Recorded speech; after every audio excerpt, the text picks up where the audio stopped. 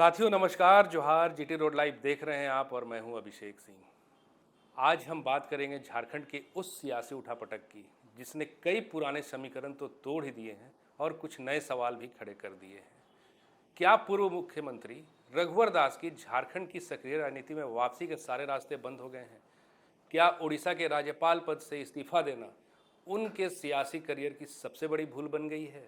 और क्या भाजपा का केंद्रीय नेतृत्व अब झारखंड में नई लीडरशिप को तरजीह दे रहा है, या फिर कुछ नए समीकरण या कहिए ओबीसी समीकरण साधकर भाजपा पहले आदित्य साहू को कार्यकारी अध्यक्ष नियुक्त करती है और साथ ही साथ रघुवर दास को भी अब प्रदेश अध्यक्ष नियुक्त करने का संकेत दे रही है। साथियों, 3 अक्टूबर को भाजपा अध्यक्ष जेपी नड्डा ने झारखंड भाजपा में एक बड़ा फेरबदल किया।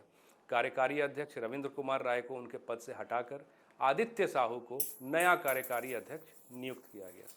आदित्य साहू वो हैं जो वर्तमान में राज्यसभा के सांसद हैं और साथ ही साथ पहले भी वो पार्टी संगठन में महामंत्री जैसे अहम पदों पर रह चुके हैं।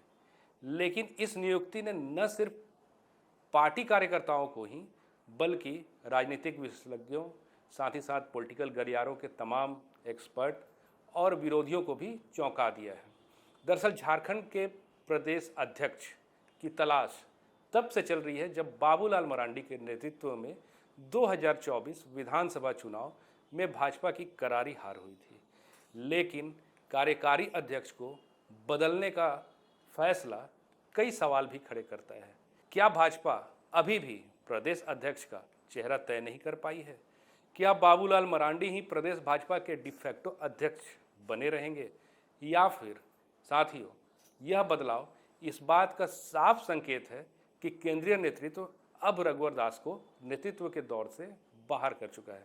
आपको याद दिला दें कि 2019 के विधानसभा चुनाव में भाजपा की हार के बाद रघुवर दास ने धीरे धीरे सक्रिय राजनीति से अपनी दूरी बना ली। विश्लेषकों का यहाँ तक मानना है कि उस हार के बाद रघुवर दास शीर्ष नेतृत्व को चुभने लगे थे और उन्हें सक्रिय राजनीति से दूर करने के लिए उड़ीसा के राज्यपाल का पद सौंपा गया था।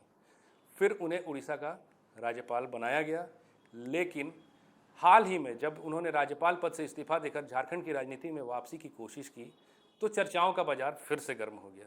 कयास लगने लगे कि रघुवर दास एक बार फिर से झारखंड भाजपा की कमान संभाल सकते हैं और अगले प्रदेश अध्यक्ष हो सकते हैं। मगर जब आदित्य साहू को, जो खुद ओबीसी समुदाय से आते हैं, एक कार्यकारी अध्यक्ष नियुक्त किया गया तो यह एक राजनीतिक संदेश भी है। साथियों, बीजेपी का शीर्ष नेतृत्व शायद यह जताना चाहता है कि अब पार्टी ओबीसी के नेतृत्व को ही तरजीह देना चाहती है और रघुवर दास को दोबारा मौका देने का फिलहाल कोई इरादा नहीं है। तत्काल भाजपा की बैठक जो घाटशिला उपचुनाव को लेकर महत्वपूर्ण मानी जा रही है, उसमें भी भाजपा से बाबूलाल मरांडी और आदित्य साहू तो नजर आ रहे हैं, लेकिन रघुवर दास की अनुपस्थिति कुछ और ही कहानी बयान कर रही है। यह भी समझना जरूरी है कि आदित्य साहू को और रघुवर दास, जो दोनों ही ओबीसी वर्ग का प्रतिनिधित्व करते हैं, ऐसे में यह फैसला रघुवर दास के लिए एक स्पष्ट संकेत माना जा रहा है। तो क्या आदित्य साहू की नियुक्ति एक मास्टर स्ट्रोक है या फिर यह भाजपा नेतृत्व को अस्थायी रणनीति है जिसकी कोई अस्थायी प्रदेश अध्यक्ष तय नहीं हो जाता? क्या बाबूलाल मरांडी का प्रभाव बरकरार रहेगा या पार्टी अध्यक्ष में एक नई पीढ़ी के नेतृत्व की ओर अब बढ़ रही है? और हाँ, सबसे बड़ा सवाल ये है साथियों कि क्या रघुवर दास अब पार्टी के केंद्रीय नेतृत्व की प्राथमिकताओं से बाहर हो चुके हैं? इन सभी सवालों का जवाब आने में अभी हफ्तों भी लग सकते हैं, महीने भी लग सकते हैं। लेकिन इतना तो तय है कि झारखंड बीजेपी के भीतर अब नेतृत्व को लेकर एक नई लड़ाई शुरू हो चुकी है। साथियों, आपको क्या लगता है, क्या रघुवर दास की वापसी मुमकिन है या नहीं? कमेंट करके अपनी राय जरूर बताएं। साथ ही साथ आपसे वही आग्रह है कि अगर आपने हमारे वीडियो को अब तक लाइक नहीं किया तो ज़रूर कर लीजिए, हमारे वीडियो को सब्सक्राइब ज़रूर कीजिए और हाँ, कमेंट और शेयर भी ज़रूर कीजिए। आज्ञा दीजिए। नमस्कार।